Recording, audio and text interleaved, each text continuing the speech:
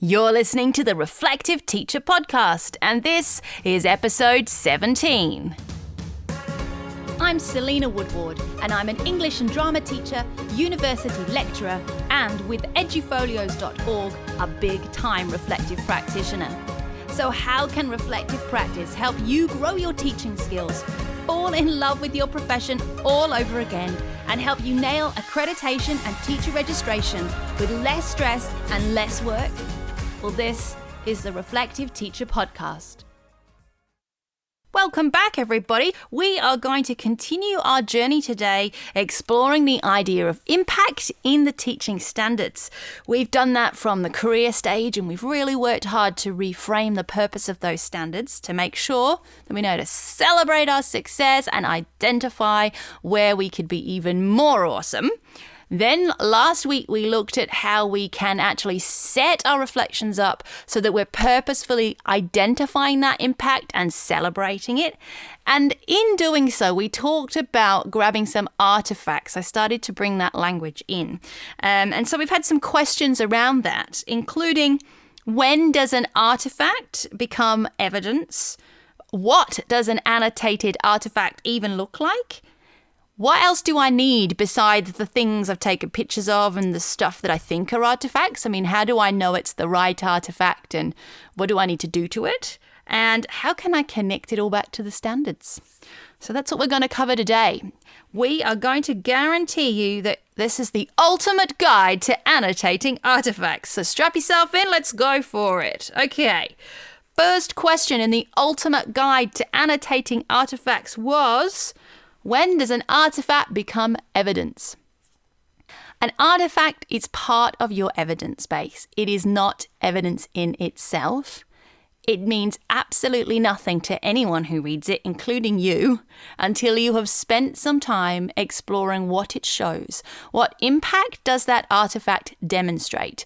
And it may be that you have, like we talked about last week, a photograph of a student's work at the beginning of the unit, at the middle of the unit, and at the end of the unit, and that those three pieces of work create one artifact to demonstrate the progress that they have made.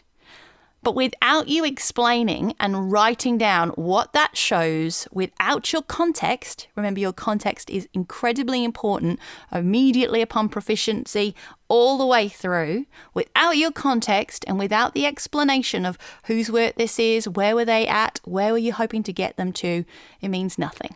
So the answer to that question is an artifact becomes evidence when it's placed in the context of a reflection. And you need to understand how to write the right reflection for the right artifact. And that's what we're going to get to shortly. So your second question was, what does an annotated artifact look like? Well, an annotated artifact is an artifact with an explanation of what it shows. Hooray! Okay? So what does that look like? Honestly, it will depend on where you are in your career. If you're a graduate or proficient, you've got a lot more flexibility. It may be an embedded photograph in a longer story, and you write underneath that photograph what you believe that shows in the narrative of a story. If you're highly accomplished in lead, then you'll know when you've done your training that you have to lay things out in a very particular way. And they like the artifacts to almost be separate evidence posts. So usually with edufolios, you would write a page that introduces the evidence set, which would be your XYZ from last week. And then you would link off from that page with an evidence post that contains one artifact and a description of what that artifact shows, an annotation. And it would all be grouped together to create what's called an evidence set. Now, if that's just gone right over your head and you would really like to understand that more, please head to edufolios.org/017 and go to the bottom of the page where I will link to an example of exactly what I've just described so you can see what that looks like. And I will say at this point, it's really important to listen to the advice of those who are assessing you, because there are nuances wherever you are in the fair land of Australia around what that ought to look like. Make sure you're doing exactly what your assessor wants. But the key thing in all of this is the artifact itself needs an explanation. It needs an annotation. As an English teacher, I like to think of it in exactly the same way that I tell my English literature students to pee in every paragraph. And if you're not an English teacher and you have no idea why I'm telling children to pee, it's because it stands for point, evidence, explanation. And your point will be, this is what I was trying to achieve. Your evidence will be your artifact, and your explanation will be your annotation. Perhaps that will help it to sit a little better with you. The important thing is it is not evidence without that annotation. Okay, question 3. What else do I need beside things that show stuff? I think I've kind of answered that. You can't just have the thing that shows stuff. You need to know what your artifact demonstrates, and you need to explain what an impact that has been. So if it was an email from a colleague asking for some advice, and then another email from a colleague saying, thanks, this is what's happened, you need to be talking about the impact that your conversation had with your colleague. And the next question around how you can connect it back to the standards is really where we get to the meat of the problem, okay? Because you're going to use the focus areas to enable you to say the right thing about the right artifact. You're not just going to gather stuff in a box, okay? That's really hard. If you do that, you're making life really difficult for yourself because you've put it away somewhere. And then when you come back to it thinking, oh, I'll get that back to that at the end of the year or the school holidays, you will have completely forgotten the context for that artifact. You are much better to just make notes, even if it's draft notes in a draft post in your Edufolio, and come back to it later. But at the very least, when you put your artifact in, make sure you leave some notes about what you think it shows, what you might want to say about it, so that you don't lose that context, because context is really important. Be proactive, not reactive, okay?